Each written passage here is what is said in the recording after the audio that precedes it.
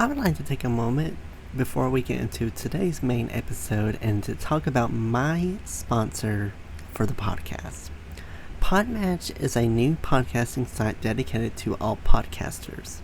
The platform helps hosts get connected with potential guests to appear on their show, as well as allow guests to find podcasts that will give them a chance to share their story.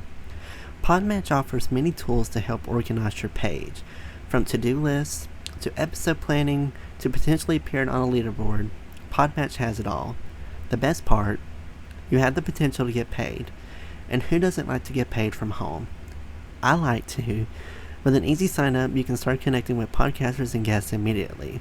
I have been a part of Podmatch since the beginning of May, and I have got to say that it was the best decision I've ever made because Podmatch helps your podcast grow. It helps you get connected with people that have very interesting, very compelling background stories that are just waiting for their story to be shared. So if you are a host or guest and would like to start building professional relationships, explore more opportunities, and have your story shared, I highly suggest that you sign up with Podmatch today by going to joinpodmatch.com/lethal venom to start expanding your network in seconds. I would like to give another huge thank you to Podmatch for sponsoring this episode. Now on to our main episode, and again, you can sign up at joinpodmatch.com/lethal venom to begin your podcasting journey today. Hello, everyone. Welcome to the Lethal Venom Podcast, the show where I talk about anything I want with the honest to God truth, no lies told. Today, I'm joined by Mr. Kenny Stoddart. He is the founder of IronMind Advisors and is the creator of the IronMind Mentality, a transformational framework for mastering mental resilience, strategic clarity, and performance under pressure. After decades of working with high-performing professionals across business, sport, and leadership, Ken has distilled the most powerful tools for psychological strength into one adaptive mindset, the IronMind Mentality. Through his consulting, executive coaching, and confidential advisory work, he equips leaders to turn chaos into clarity and stress into strategy. Known for blending neuroscience with actionable insight, he helps decision makers access calm under fire, focus under fatigue, and conviction during viol. Oh no, I was doing so good. Such a good introduction. Violity. At the heart of Ken's work is the belief that mental illness is the final frontier of sustainable leadership, and as well as the Iron Mind mentality is the blueprint. His recovery journey became the catalyst for a life-changing pivot. Today, he is pursuing his master's in addiction counseling, channeling his lived experience into a mission rooted in dignity, empathy, and transformation. He created this Iron Mind mentality that teaches individuals how to access their deepest reserves of strength where failure is not an option and clarity rises above chaos. He equips others to reclaim control, restore identity, and help rise with purpose. He is living proof that the most powerful leaders are often those who've survived the greatest battles and chosen to build something stronger in their aftermath. So, Ken, thank you so much for coming on. I can't wait to have I can't wait to have you share your story. I got screwed up on that one word. I was like, oh, I No, was you doing did, so man. good. Let's fucking go. Like we talked about. Thank you so much for that intro.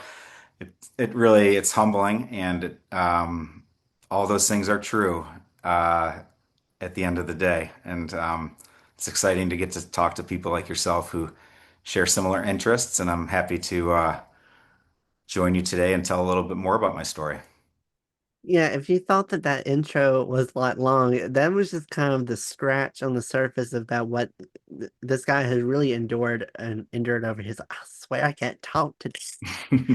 Uh, so this is gonna be fun because I can't speak to save my life. Um, but his story is really impactful. I'm really happy he's on the podcast today and is here to share his story. I kind of want to first start at the beginning, kind of how this whole journey really started for you and kind of what things from childhood really have shaped you to who you are today. hmm Yeah, and that is exactly right.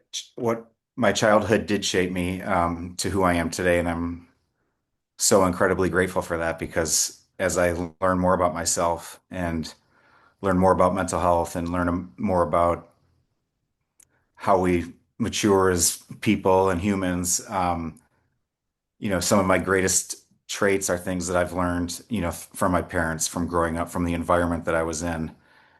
Um, so nothing can ever take that away from me. It's also, where I first faced what I call trauma in my life, where, as a teenager, as a young athlete in high school, I was expelled from high school after my junior year, and I do go into more detail on this story and some of my other talks. But at the end of the day, it was an event that ruffled my feathers so badly, like it shook me so much that I never really properly dealt with it until recently, quite frankly. And we could talk more about that, but it's been uncovering what the meaning is behind some of the Iron Mind mentality, and what it takes to get there. And it started as in my teenage years, which I said were fabulous, but they had some experiences, or I had some experiences that shook my cage pretty good. And coming out the other side, it's really neat to understand why some of those things happened, quite frankly.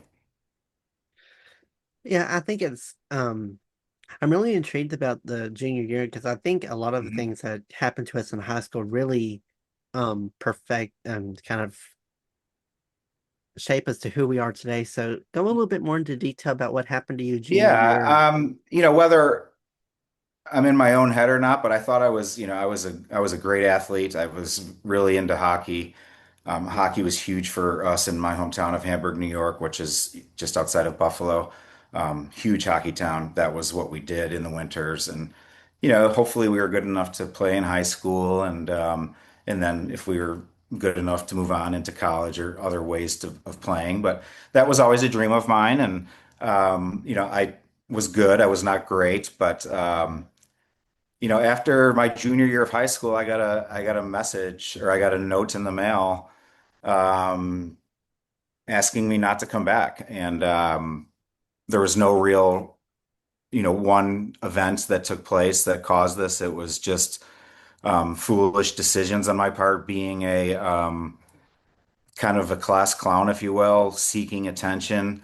We don't, I mean, I can talk about a lot of, but yeah, I mean, at the end of the day, there was no major event that caused it, and um, it was so embarrassing to me, and I embarrassed my family, and then I bottled up that stuff and said I will never let this happen again, and just continued to start to raise the bar as I proceeded to go to the Citadel and a military education, and then my professional career after that was just one goal after the other, and just keep climbing that ladder and chasing. And ultimately what we learn is that's addiction to the finish line, or the dream, or the job, or the offer, or this or that, or alcohol or drugs, or whatever it may be.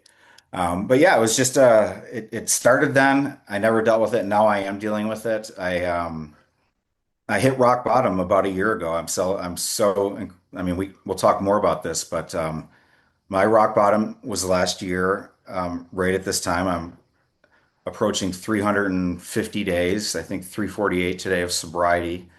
I've completely turned my life around from where I was to where I am today. I'm proud, I'm confident, I'm happy, I'm excited.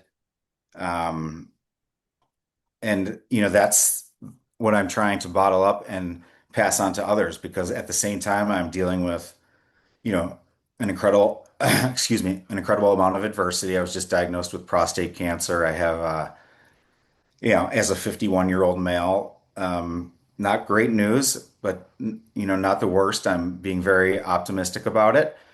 I'm addressing it as I would any other obstacle in my life, which is, reframing this as an opportunity to spread the word about early detection, for one. And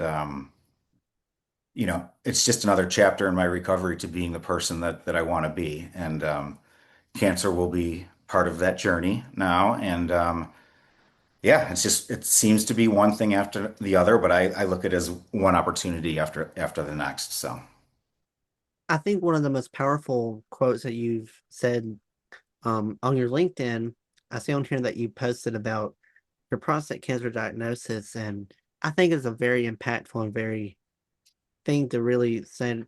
You had said that early detection saved your life. That you had said a few days ago, I received a diagnosis that no one ever wants to hear, prostate cancer.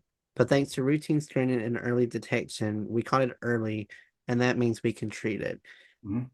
Did you? What was kind of the overall? Did you get a overwhelmingly amount of feedback from that? Yeah, so that is something that is life-changing for me every single day, the feedback about my story, which I am recovering loudly, if you will. Not only my sobriety journey, but now my journey with cancer. I'm not hiding from either of them. I'm so proud of my recovery that there's no reason to hide from it. There's every reason to scream it from the rooftop because it's amazing. Um, with regards to the cancer, I mean, I feel great. I have no symptoms. I am at the height of I'm just feeling phenomenal.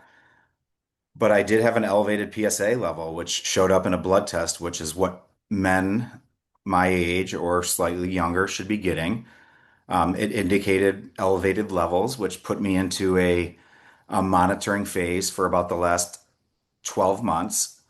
The monitoring showed slightly increased levels during that time, which resulted in additional testing, a biopsy to be exact. And, the biopsy came back positive. And I guess that was a month ago, September. Yeah, it's right around a month ago. I have surgery on November 12th. It hit me like a tank. I mean, you don't know. Like I said, I feel fine. I don't have any symptoms. I feel incredible. So I did early testing. I did early detection. They found the cancer. It's needs to be dealt with, and that's exactly what we're doing. Had I not done early detection, it might have been a couple more years before a symptom or something would have shown up, or it would have gone elsewhere or metastasized, I guess that is the word, which is not a friendly word in my situation. But we don't have any of that right now. So we have a lot to be grateful for.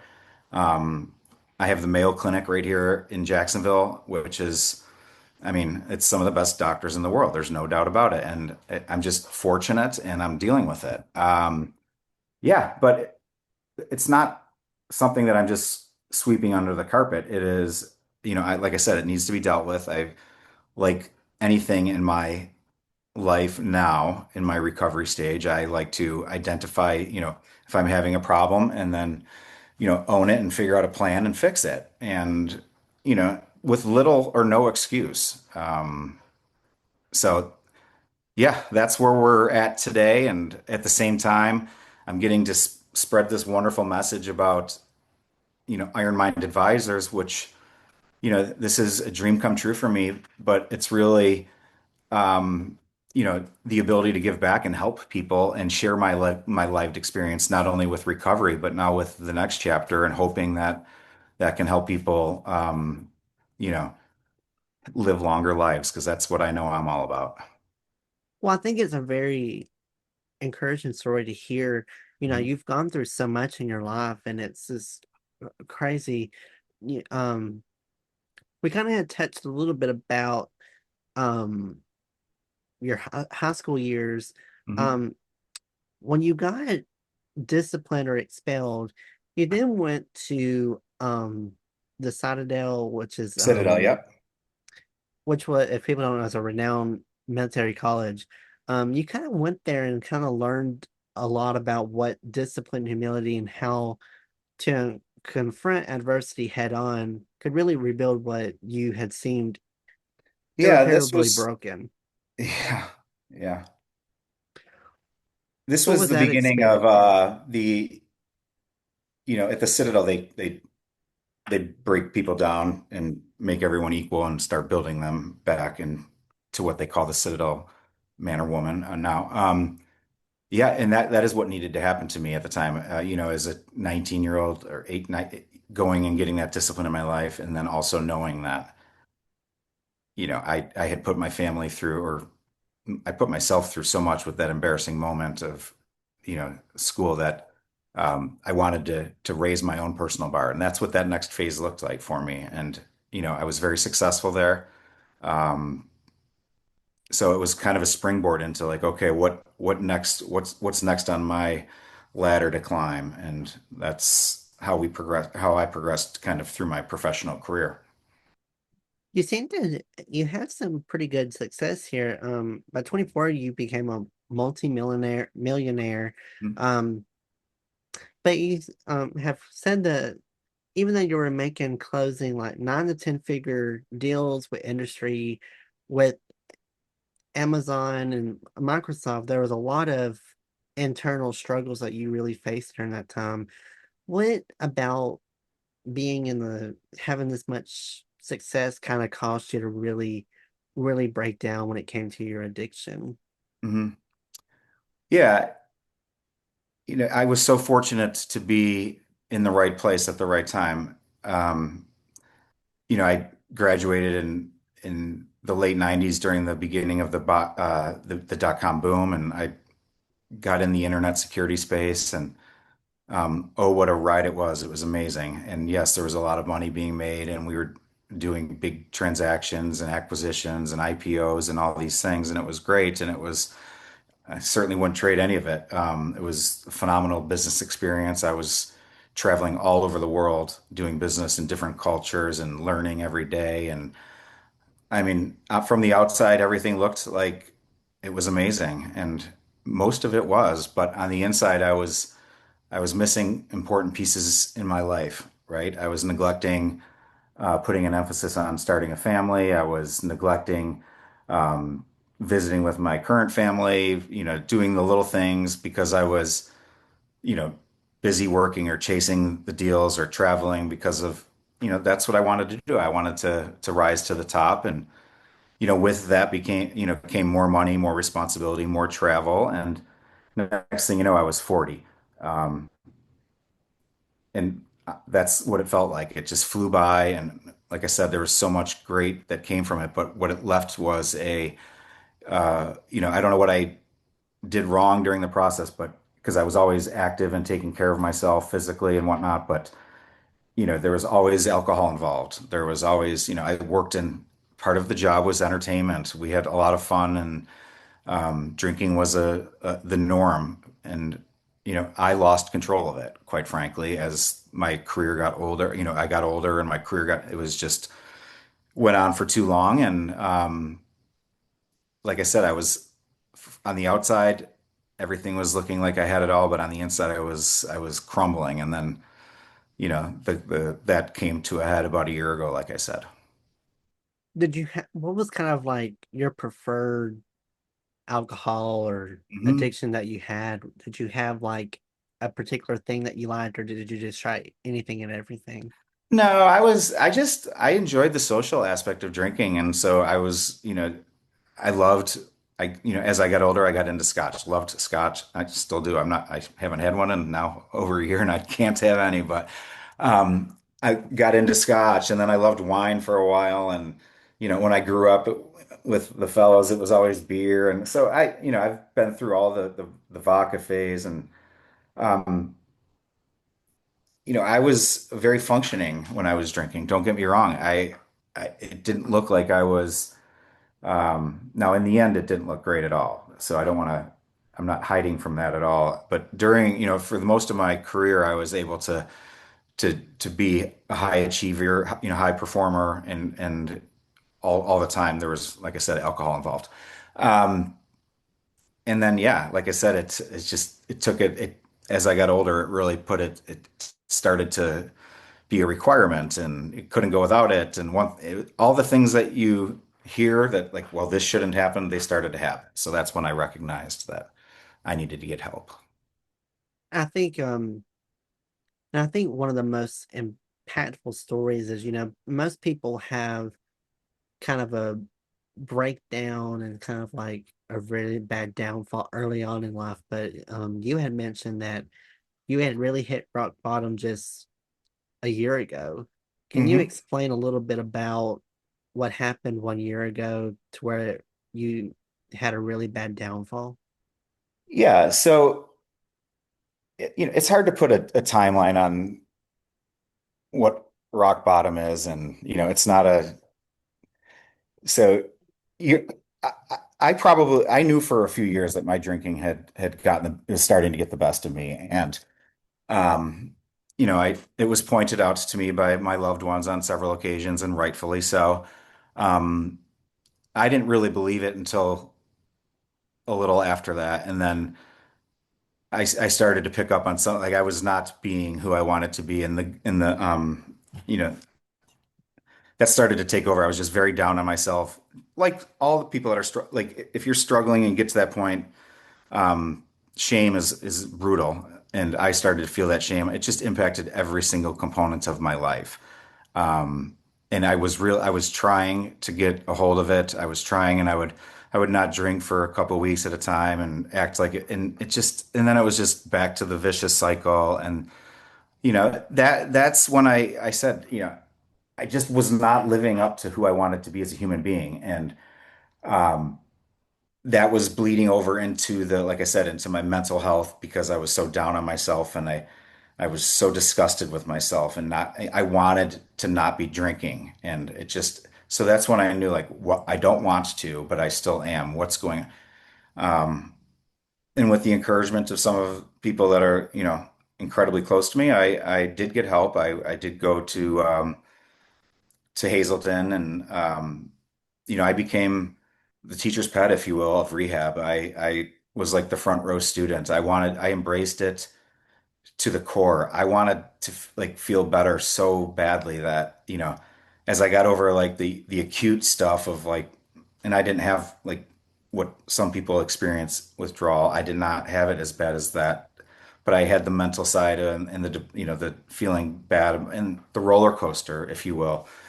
And then I started to slowly feel better and start to think better and start to participate in these group sessions, and then starting to attend meetings and being sought out to talk to people about answering questions or just little things that one thing led to another. And I realized that this is something that, I'm embracing, and I want to talk about it more. And recovery became fun. It became cool. It's like I love it. I'm addicted to recovery now, if you will. I mean, it's just, and I'm not ashamed of it. I'm just fine with it.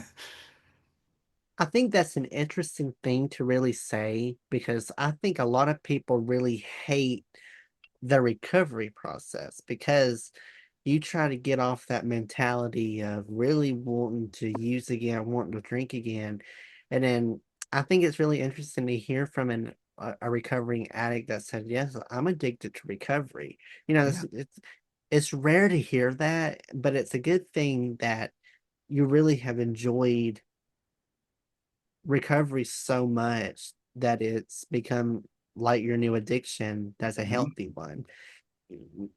So I gotta have to, was there any part of the recovery process for you that was difficult? Did you kind of see the temptations of wanting to use and wanting to drink again difficult by any means? Yes, by all means.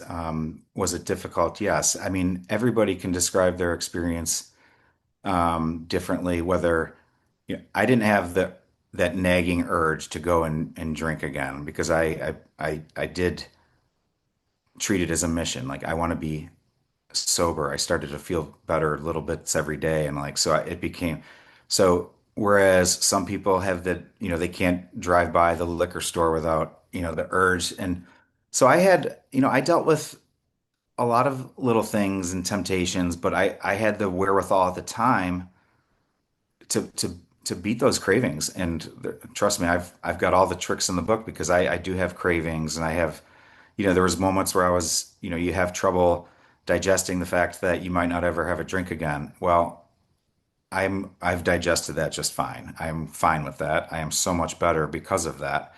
I've had moments and I struggled mightily. 6 months into my recovery, I could not figure out what was going on. I'm 6 months sober. I'm looking good. I'm feeling good, but I'm depressed. I don't want to go out. And should, I don't want to misuse that word. I was not myself. I was kind of in a funk. I was um, wondering what was going on. And I started to ask my folks at, my team at Hazelden about this a little bit more. Like, why am I feeling this way? I'm healthy. I'm going to like, things are so good and I'm not feeling it. And unbeknownst to me, there's a symptom called post-acute withdrawal syndrome, which is what you experience as your body goes through these changes. Now, if you do the math, I drank for 30 plus years. I'm not proud of that, but that's the reality of it. And then all of a sudden I stopped. So, um, my body was like, what are you doing to me? And that was what I was experiencing. I was experiencing those adjustments and it was terrible because here I am. I should be celebrating every moment of this sobriety, but I cannot. I don't want to do stuff. And getting to recognize that. So once we talked about it and realized that, oh yeah, I had post-acute recovery, or no, post-acute withdrawal syndrome. I didn't know anything about it. I did some research on it and wow, every single thing on that list is what I had. And just knowing that it's not just me, like this is okay. And just like recovery, it's all right. So I started to feel better from that. And then with that became confidence. And, it's just funny how things continue to fall into place um, as I go through this process. And that's why I say recovery is cool. Recovery's fun. Recovery's the new flex. I don't care what they're all cool to say because it's amazing what I've done. Like my body has healed in such a fascinating way. The blood work is there to prove that, but my brain, the way I'm working, or having intellectual conversations and thinking clearly and um, it's just wonderful. And that's why it's so cool to experience this every day. You know, I think it also kind of really is really inspirational that you actually have loved learning about this so much that you have gone to get your master's in addiction counseling.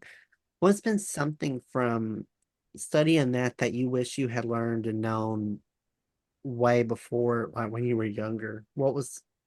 Has there been anything that has really Oh, I stuck mean, out to you? yes, there every day I learn something that is eye-opening to me because, here I am as a 50-year-old back in school and learning about this stuff and like all of the things that I'm learning about, I've I've experienced them.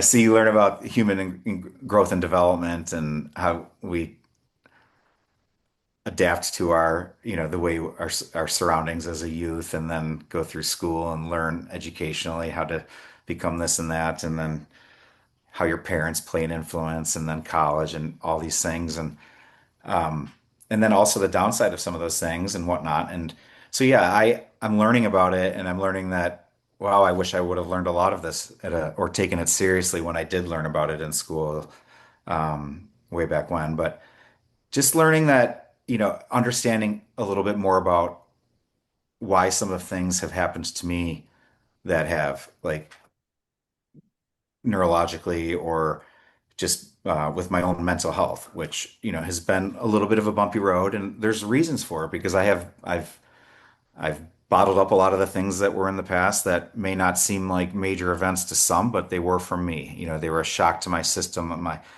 the embarrassment, whatever. Um, if I would have had a conversation with someone 30 years ago, these issues would have probably been dealt with, and I would have channeled my energies elsewhere, perhaps. I don't know, but now I'm learning about it, and that allows me to hopefully one day educate about it and work with clients about it, about how they can avoid some of those pitfalls on their way to, achieving greater excellence. When you got diagnosed with prostate cancer, did Mhm. they have a direct cause of what was it something that you kind of expected you would get diagnosed with due to past struggles with alcohol and addiction of drugs, or was it kind of did the doctor have like a reasoning of That's what a very happened? interesting question.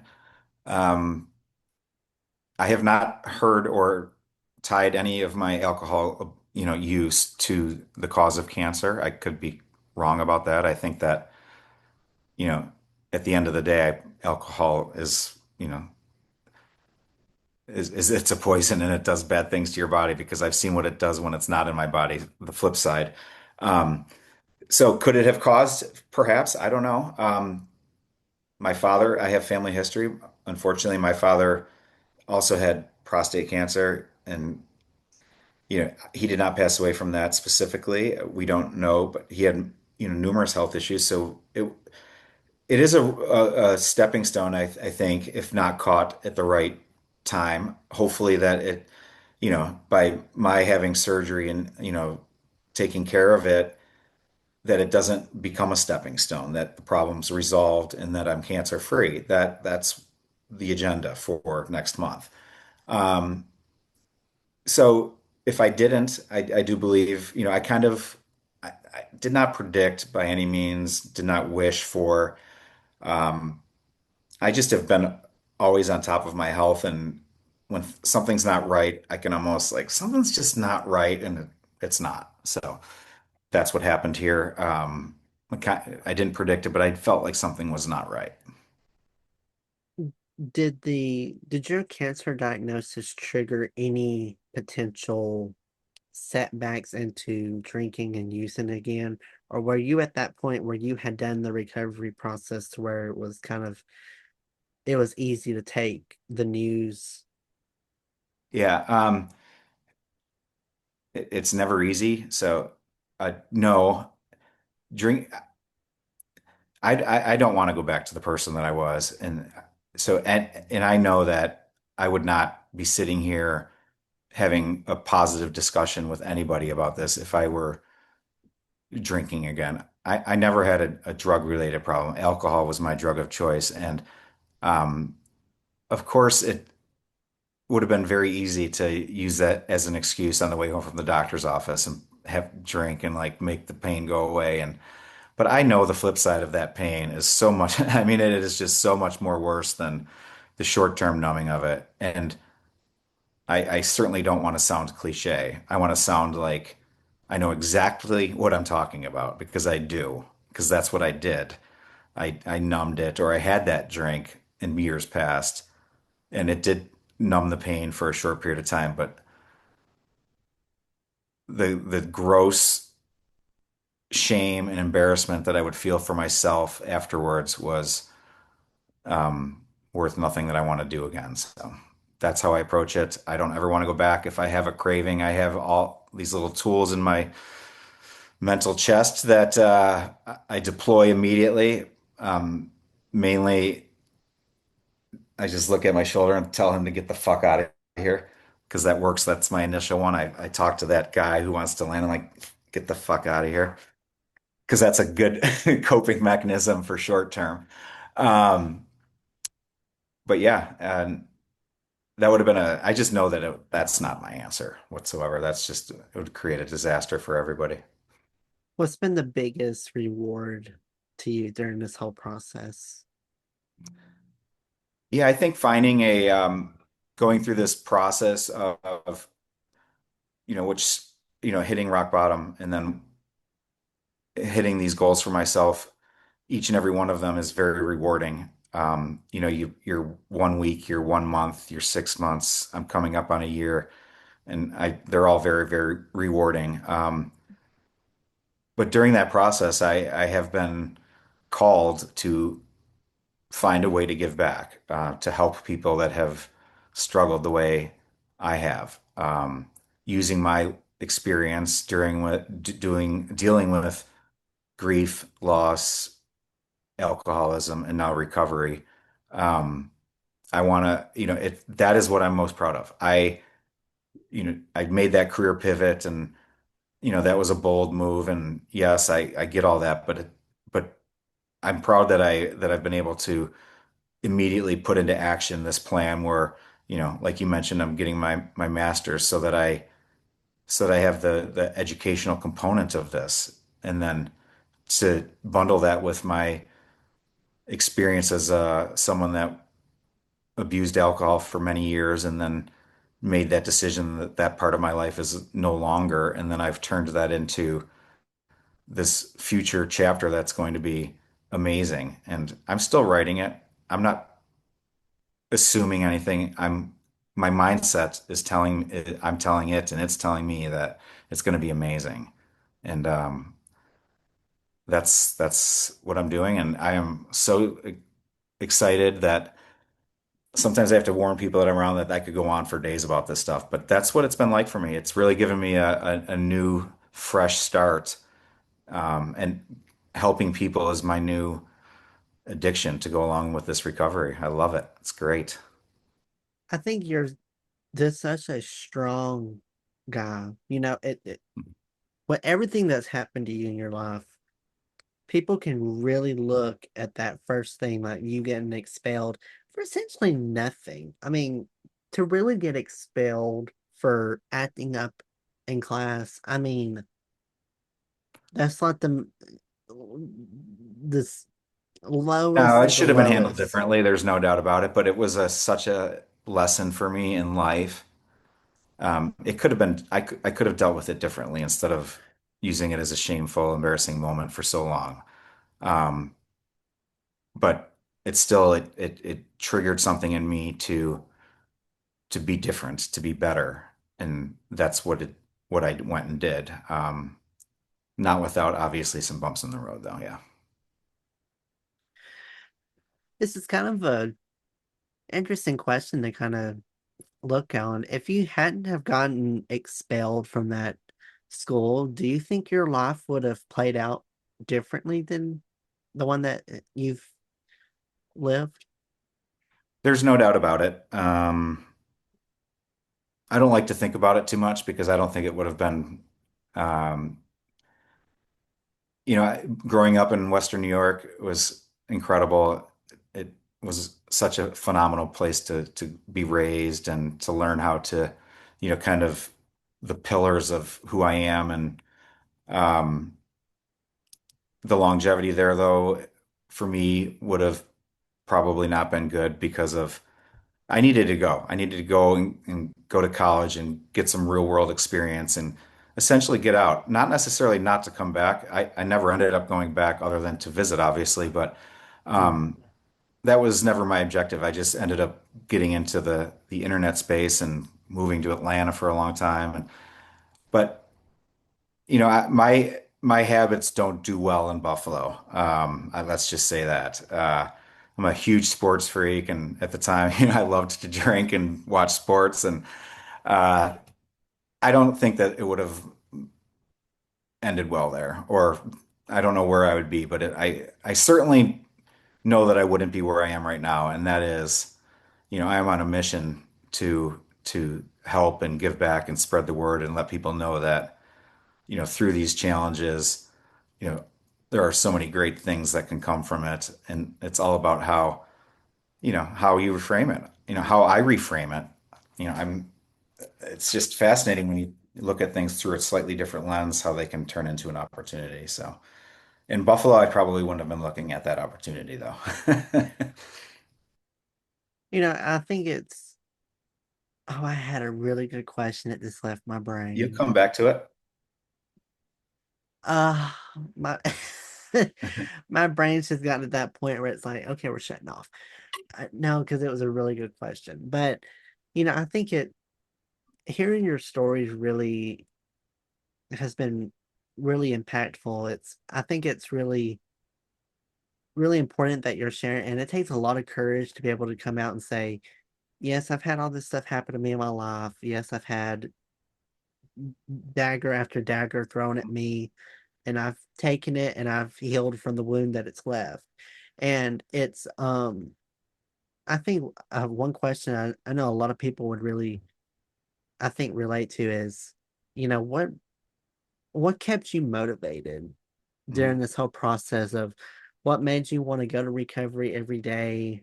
That every day you woke up and said, I want to take this next step for me, and I want this to be the next step I have, or to where I can continue to make progress and have a very good beneficial life.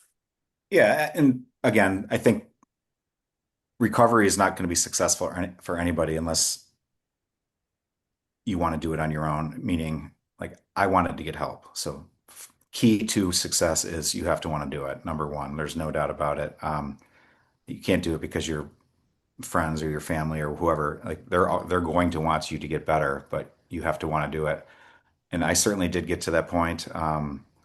Probably long before I actually got help. I knew that I wanted to get there, but I there were some things that are incredibly near and dear to me, and the relationships that I have with my family and friends. Um, those that are part of that know exactly what I'm referring to, how much value I place on those relationships. And I started to have, I started to impact them in a negative way because of my behavior. And what that means is, that, you know, the drunk text messages or just doing things that, were not in the character that I am as a human being. And, I worried my mother, my sister, my family, like that is what made me motivated. Now, not to say that like I said, I had to want to do it, but those driving factors were key to me. Um, I wanted to be a better person, and I kept asking myself, what have I done? What am I doing? What have I done wrong? I never expected myself to be in this position. I'm having these conversations with myself, probably with a drink in my hand. Um, and damn it, enough is enough. And, when I did hit my rock bottom and then say that it's time, like I said, I jumped in just full steam ahead because that's when I knew I want to help people get to that decision long before I did. But yeah, it was tough. It was tough, and I had to be vulnerable and I had to be opened and I had to embrace it, and that's what I did. And I think each of those components are keys to success with recovery. Is that embracing it and not fighting it and making it an enjoyable experience. Geez, feeling better every day is an enjoyable experience, and talking to people and having good conversations and laughing with people that, care about you and stuff, that's worth it for me. And I continue to see it every single day as I start spreading the word and launch my business and get into some more, working with more clients from a coaching perspective. And this is the stuff that they need to hear to motivate them through their challenges. So, I think one question that we could really easily wrap this up on is, hmm a lot of people that are probably listening to this may have are struggling with the same things that you have, whether it's maybe that they're struggling with alcohol, maybe they're just struggling with drugs, or in your some cases with both. hmm What advice do you have for those people that know that they have a problem and want to get help, but they're nervous and hesitant to really take that first step to recovery? What advice do you have for them? Yeah, I have some great advice regarding that topic because I would 9 months passed for me from the day that I said I need help until I actually got help.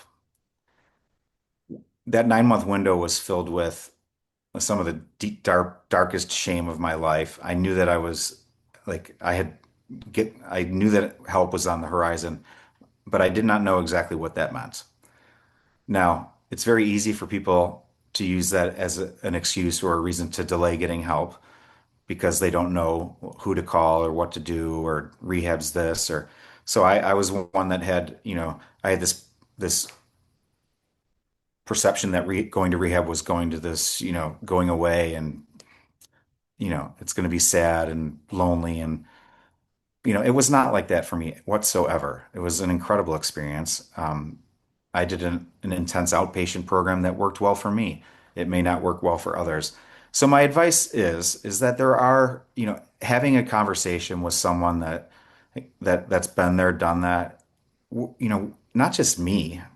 There's so many people. We're happy to help. People are that are knowledgeable about this. Don't be afraid to talk about it. Um, don't be ashamed of it. I mean, I was ashamed of it for a while, and then, you know, one of my best friends in the world is the one that, gave me the phone number and he already signed me in and told me to, and I'm so grateful for that. But, there's no shame in that, and you have to get there, and it doesn't need to take 9 months. You know, reach out to me, reach out to yourself. I mean, there's options. Um, don't be afraid to talk about it. I should just summarize it. Don't be afraid when you know you have a problem and you've identified that help is going to be start with a conversation with someone and figure out what's going to be best for you. Have an analysis done by someone someone that actually knows and I did that. I talked to someone like, people were like, well, here's kind of the truth of my drinking. And that person was like, yeah, you have a problem. So there's no more second guessing it. And it's okay to hear that from someone that's been there. Don't be afraid of it. I think that's really important is that I really like the main takeaway. It's, don't be afraid to reach out for help. It's Yeah, it's there for a reason. It's kind of like uh, my thing of tutoring. People are always, oh, I don't want to use tutoring because that'll show that I'm dumb or something. I had that same mindset, but I think I ended up having to get a tutor for one thing and one thing only, and it was probably the best thing ever did. So totally. it's Yeah. there for a reason. Don't Yeah. think that just because you have this mentality of it is not true about it. Just Right. get the help that you need. And It's so rewarding every day because you start to see changes and people start to see changes and then you start to feel better, look better in the mirror. And one thing, and why is all that happening? Well, it's because you made a decision to get help and get recovery, and you're starting to see these things every single day. So yeah, don't be afraid. Talk about it. There's resources. I've made myself available, and I'm sure you'll put my link or my email address, but I'm I'm here for that type of stuff. I love helping people and pointing them in the right direction.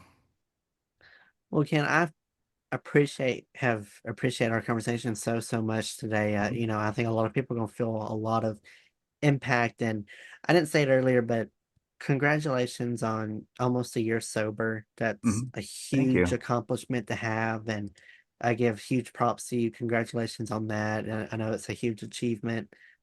Yeah. Proud of you, man, of Oh, being it's able to get awesome. there. And hopefully everyone leaves a nice comment for him celebrating his recovery as well. Oh, they will. I appreciate it. Yeah, no, it's wow. I can't wait. I'm going to continue to celebrate it every little milestone because it feels great. Thank you very much. And thanks for having me. If people want to connect with you and they would like Mhm. to really continue following you on this journey, would like to continue supporting you, where can they best find you at? And, Yeah, so thank you for asking. Um, so I do daily updates on TikTok for these, I do Iron Mind tips. Uh, I'm at Iron Minds Kenny on TikTok. And then my website is ironmindadvisors.com. Email ken at ironmindadvisors.com. I answer all of them regularly. So TikTok's a new thing for me. I enjoy it as a platform to try to spread little bits and pieces of my information. And the impact that it's having with a few people here and there has been tremendous. So that's been enjoyable as well.